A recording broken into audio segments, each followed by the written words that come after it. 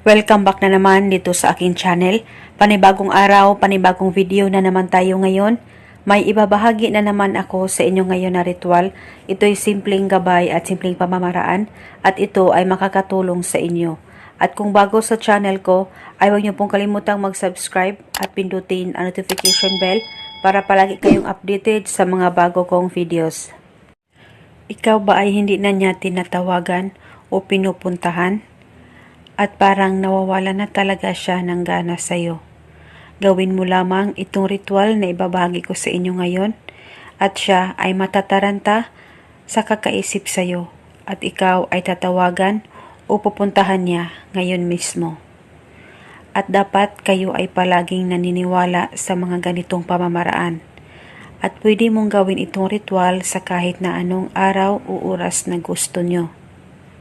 At payo ko lang sa inyo, matapos mong gawin ang ritual na ito, ibaliwala mo lang, huwag mong isipin na ikaw ay gumagawa ng ritual sa kanya.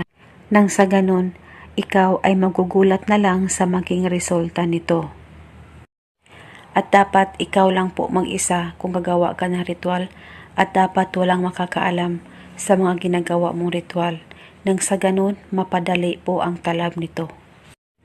Ang gagawin mo ay umupo ka saglit, mag-focus ka, mag-concentrate, ipikit ang mga mata mo at tawagin mo lamang ang kanyang pangalan at apelido ng 21 times. Basta tawagin mo lang ang pangalan at apelido niya. At dapat alam mo ang kanyang tunay na pangalan.